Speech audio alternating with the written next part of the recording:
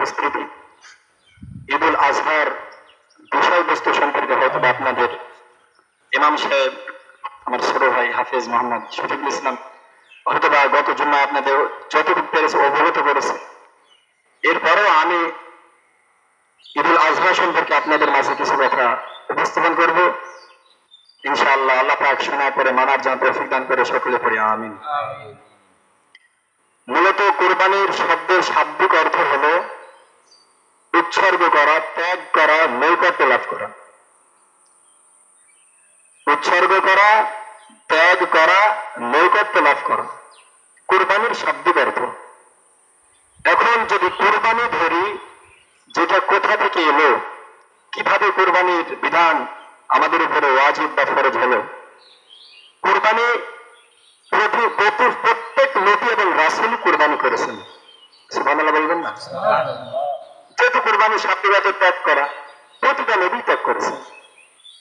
শাব্দিক অর্থ নৈকট্য লাভ করা, প্রত্যেকটা নবী আল্লাহর নৈকট্য লাভের জন্য দৌড়াইছেন।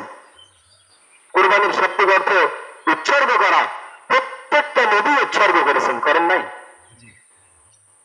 কোন কোন রায়াতে আছে হযরত আদম আলাইহিস সালাম থেকে আজ পর্যন্ত এই কুরবানি চলতেছে এবং কিয়ামত পর্যন্ত উম্মাহ বেঁচে থাকাকালীন চলবে।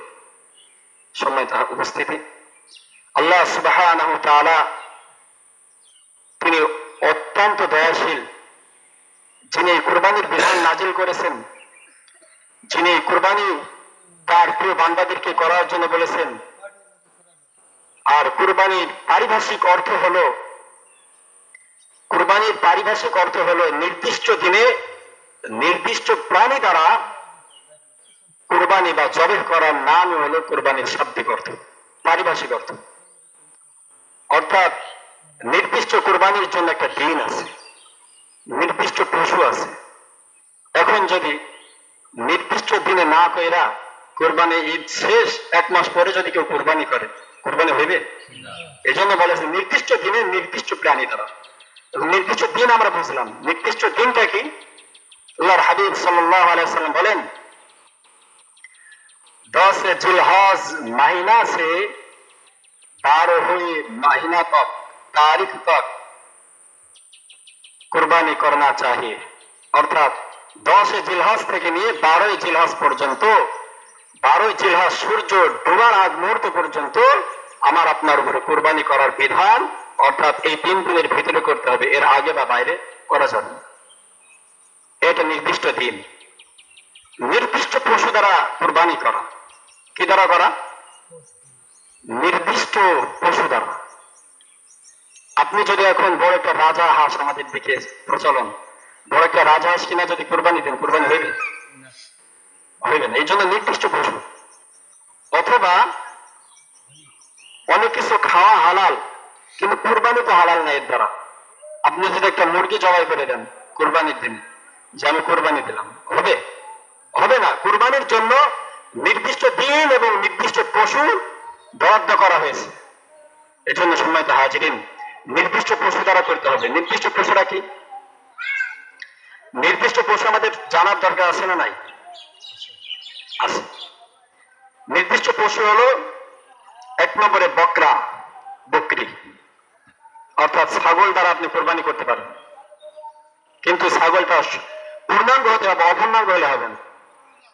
একটা পাও ভাঙ্গা, কান কাটা, উচ্ছেদ, একেবারে এলোমেলো একটা অপূর্ণাঙ্গ ছাগল দিয়ে আপনি কোরবানি দিলেন না, একটা সৌন্দর্য আছে। কারণ এই বিধানটা ছিল তো মূলত ইব্রাহিম খলিল যখন তার নিজের সন্তানকে জবাই করেন, যদি ওই সময় আল্লাহ পাক তার সন্তান ইসমাইলকে ওই ছুরি দ্বারা জবে হয়ে যেত, আল্লাহ না করুক, খোদা না খাস্তা, আমাকে আপনাকেও তো আমাদের প্রথম সন্তানটাই কুরবান দেওয়া লাগতো সুন্নাহ হিসাবে। এই জন্য আল্লাহ সুবহানাহু ওয়া তাআলা যেহেতু নির্দিষ্ট একটা সময় এবং নির্দিষ্ট একটা পশুর কথা বলেছেন, সেক্ষেত্রে আমাদের অবশ্যই উচিত হবে সুন্দর পশু দ্বারা কোরবানি দেওয়া। তাহলে 1 নম্বর কি গেল? ছাগল। 2 নম্বরে ভেড়া। ভেড়া দিয়ে আপনি কোরবানি দিতে পারবেন। 3 নম্বরে দুম্বা, যদি সম্ভব হয় সার্ফে কুলিয়ে দেয় তাহলে দুম্বা দ্বারা আপনি কোরবানি দিতে পারবেন। তাহলে কয়টা গেল ভাই? কথা বলে এক নম্বরে ছাগল, 2 নম্বরে ভেড়া, 3 নম্বরে দুম্বা, 4 নম্বরে গাভী। গাভী দ্বারা আপনি কোরবানি করতে পারেন, অর্থাৎ গরু দ্বারা। 4 গেল। 5 নম্বরে ষাঁড়, বলদ, যেগুলাতেও করতে পারবেন, ওটা একই আর কি, বয়েল উর্দুতে যাহাকে বলা হয়, তো এটা দ্বারা আপনি কোরবানি করতে পারবেন। এরপরে মহিষ, মহিষ দ্বারা আপনি কোরবানি করতে পারবেন। সম্মানিত উপস্থিতি, আমরা বয়ানের দিকে লক্ষ্য করব। মহিষ দ্বারা আপনি কোরবানি করতে পারবেন, তাহলে কয়টা গেল? 6টা। 7 নম্বরে উট আর উটনি, হোক ছেলে বা মেয়ে, উট দ্বারা আপনি কোরবানি করতে পারবেন। এর বাইরে যত পশু আছে এগুলা খাওয়া জায়েজ, জবে দেওয়া জায়েজ, কিন্তু কোরবানি করা কি নাই, বিধান নাই। এর মধ্য থেকে ইতনা জানোয়ারও কি কুরবানি দুরুস্ত হয়, এই সকল প্রাণী দ্বারা কুরবানি করা জায়েজ আছে, করতে পারবেন, এর বাইরে করা যাবে না। ভিন্নতায় অনেক ওলামায়ে কেরামের অনেক মতামত আছে। অনেকেই এখন বর্তমান জামানায় নেটের যুগ, আল্লামা গুগল রহমতুল্লাহ আলাইহির কাছে সার্চ দিলেই দেখবেন সব কিছু পেয়ে যাবেন। হ্যাঁ, কোন হুজুরে কইছে, তার বংশ পরিবার সহ একবার ডিটেলস সব চলে আসবে। এজন্য আর ওলামায়ে কেরামের কাছে বর্তমান যাওয়া লাগে না। বাসায় যদি না খাইয়া হচ্ছে বড় একটা স্মার্টফোন যে থাকে, তো ওখানে গুগল রহমতুল্লাহ আলাই ওই শাহেদের কাছে সার্চ দিলেই দেখবেন সব চলে আসে, মাসাইল মাসাইল আর মাসাইল। ওইটা পরে আপনি নিজেও বয়ান করতে পারবেন, মানুষকে বলতে পারবেন, এমন একটা বিষয় আর কি। তো অনেকের মত অনেক প্রকার হতে পারে। তো এই কুরবানির বিষয়ে এই পশুর মধ্য থেকে একটা পশুকে একটা কুরবানি দেওয়াই কি উত্তম। কিন্তু এই যে কয়েক প্রকার পশুর কথা আপনাদের মাঝে আমি উল্লেখ করেছি, এর মধ্য থেকে 3টি পশু দ্বারা আপনি 7টি ভাগ করতে পারেন। কয়টা ভাগ ভাই? এই মাসালার ভিতরে অনেক মতবিরোধ আছে, প্রথমে বলে নি কথাটা। অনেক ফিতনার যুক্ত, এখন অনেক ঝামেলা আছে এই মাসালার ভিতরে। এরপরে ইনশাআল্লাহ এটাতে করলে হবে। অধিকাংশ ওলামায়ে কেরামের মত 3টা পশু, অর্থাৎ গাভী, মহিষ আর উট। কতক্ষণ? গাভী, মহিষ, উট, এই বড় বড় প্রাণীকুল দ্বারা আপনি কুরবানির 7টি ভাগ রাখতে পারেন। অনেকে অনেক প্রকার বলতে পারে। ইসলামটা সহজ বিষয়। ইসলাম এটা কি?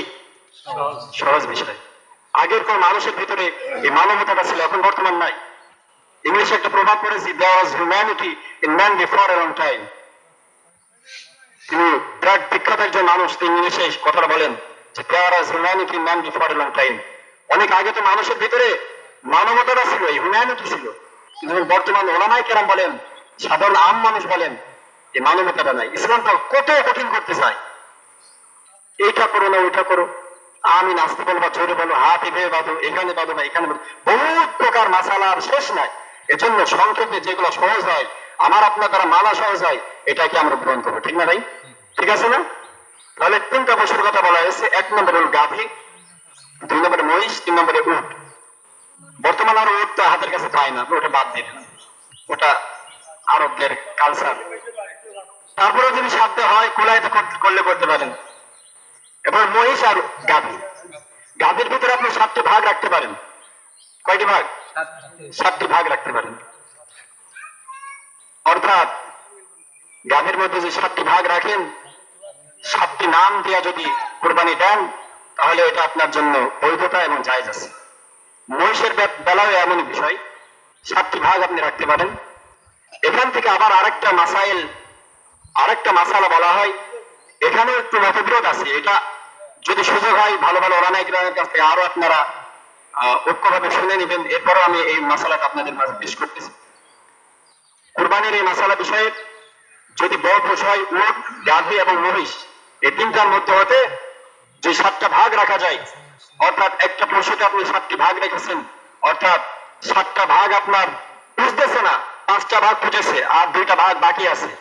ওই ক্ষেত্রে আমরা সকলে অবগত আছি যে আমাদের ছেলে সন্তানের জন্য আকিকার বিষয় হলো 2টা করে ছাগল। কয়টা করে? 2টা। আর মেয়ের জন্য কয়টা? একটা। সেক্ষেত্রে যেহেতু এটা 7টা ভাগ, 7টা ভাগের মধ্যে 5টা ভাগ হয়ে গেছে আর 2টা ভাগ বাকি আছে, ওই একই গরু একই পশুর মধ্যে 5টা ভাগ আপনি কুরবানি এবং 2টা ভাগ আপনি আপনার সন্তানের জন্য আকিকা হিসেবে কুরবানি দিতে পারবেন, অর্থাৎ জবাই দিতে পারবেন। কিন্তু এটা পৃথক করে করা, অর্থাৎ আকিকার আনন্দ একরকম, ঈদুল আজহার কুরবানির আনন্দ এক এক রকম। তো এটা যদি আপনি পৃথক ভাবে করেন এটা আরো সুন্দর হয় এবং উত্তম। এটাই পৃথক ভাবে করা, একত্রে না করা। অনেকে করে, করলে হয়ে যাবে। আমি প্রথমে একটা কথা বলতে চাই, জায়েজ এক জিনিস, সুন্নাত এক জিনিস। কথা বল, সুন্নাত এক জিনিস, জায়েজ এক জিনিস। যেমন আপনি ঈদের দিন আসার সুন্নাত হলো অন্য রাস্তা দিয়ে, যাওয়ার সুন্নাত আর এক ভিন্ন রাস্তা দিয়ে। এটা কি লক্ষ্য করি ভাইরা, আসার সুন্নাত হলো এক রাস্তা দিয়ে, যাওয়ার সুন্নাত আর এক রাস্তা দিয়ে। এটা সুন্নাত, নবীজির সুন্নাতের আর এই শরীয়তের বিধান। এখন কথা হলো, যদি কোনো ব্যক্তি এক রাস্তা দিয়ে না আসা একই রাস্তা দিয়ে ঈদের জামাতে আসছে, আবার ওই একই রাস্তা দিয়ে বাসায় ফিরে গেছে, এখন প্রশ্ন হলো এই ব্যক্তি কি এভাবে যাওয়াটা জায়েজ হয়েছে? অবশ্যই জায়েজ। কথা না, অবশ্যই জায়েজ হয়েছে, কিন্তু সুন্নতের খিলাফ। কোনো মিস্তারান নাই, কিন্তু জায়েজ আছে কিন্তু সুন্নতের খিলাফ হয়ে গেল। ঠিক এমনই বিষয় যে আপনি এই দিনে যদি কুরবানি এবং আকিকা একই পশু দ্বারা করে দেন তাহলে হবে, কিন্তু ভিন্ন ভিন্ন করাটাও বেশিরভাগ উলামায়ে কেরামের ফতোয়া অনুযায়ী উত্তম। কিন্তু করলে যে হবে না এই কথা আমরা বলি না, হবে, কিন্তু উত্তম কি? আকিকার আনন্দ একরকম, কুরবানির আনন্দ আরেক রকম। এর জন্য আকিকার নিয়ম হলো, আপনার আমার সন্তান যখন ভূমিষ্ঠ হয়, যদি ছেলে সন্তান জন্মগ্রহণ করে তাহলে তার জন্য 2টা ছাগল জবাই দিতে হবে, অর্থাৎ জন্মের 7 দিন পরে তার নাম রাখতে হবে এবং আকিকা দিতে হবে। এবং যদি সামর্থ্য থাকে তার মাথা হলক করে দেওয়া, মাথার চুলগুলো হলক করে তার মাথার চুলগুলা ওজন দেয়া, ওই ওজনের সমপরিমাণ হয় স্বর্ণ কিংবা রূপা, যেটা আপনি পারেন। যদি সামর্থ্য গোলায় এই স্বর্ণ এবং রূপা ও চুলের ওজন দেওয়া যতটুকু হয়, ওই অতটুকু পরিমাণ সোনা বা রূপা আপনি খয়রাত করে দিলেন গরিবকে। কুরবানির গোশত এটা বহুত বড় একটা ফিতনা এখন বর্তমান। কুরবানির গোশত এটা আপনি 3টা ভাগ করতে পারেন, এটা ভালো হয়, কিন্তু এটা নিয়ে আমরা বেশি বাড়াবাড়ি না করি, কারণ এটা মুস্তাহাব বিষয়। কোন মুস্তাহাব বিষয় নিয়ে আমরা ফিতনা না করবো। কুরবানির পশুর গোশত 3টা ভাগ করা উত্তম, একটা নিজের জন্য, একটা এতিম মিসকিনের জন্য, আর একটা আত্মীয় স্বজনদের জন্য। এখন কিছু মাসালা এমন আছে, যদি আমি বলি এটা আমল করার দরকার নেই, আমি এমনি আপনাদের বলতেছি সহজের বিষয়। এখন আপনি একটা বর্তমান জামানায় একটা পশু যদি আপনি কিনেন, এর ওজন অনেক, মানে এর দাম অনেক। আপনি 12,000 টাকার একটা ছাগল কিনছেন, কুরবানি দিবেন, নেট করেছেন যেহেতু কুরবানির আপনার পুরো ওয়াজিব, এখন 12,000 টাকার একটা ছাগল কিনলেন, ছাগলটা প্রায় গোস্ত হয়েছে 8 কেজি নয় কেজি, সবকিছু বাদ মাত দিয়া 8 কেজি গোস্ত হয়েছে ধরলাম। এখন আপনার ফ্যামিলির ভিতরে লোক প্রায় 17 জন, আত্মীয় স্বজনের বাদ দিয়ে, আপনার 3টা ভাই 3টা ঘর আছে, এরাও নিজেদের জন্য তো এটা ভাগতে হবে একটা ভাগ, নিজেদের ভাগটার ভিতরে আপনার 8 কেজি গোস্ত হইতেছে। এখন বর্তমান যেই চালাকের জামানা, যারা কুরবানির গোশত খয়রাত করে খায়, ভাই এখানে কেউ মাইন্ড নেবেন না বিষয়টা। অনেক ভাই আছে এমন কুরবানি দেয় না, সারা বছর মানুষ থেকে নেয়, যারা কুরবানি দিয়া ভালো মতো খাইতে পারে না, আর ওরা মানুষের কাছে হাত পেতে পেতে আরো বেশি গেছে।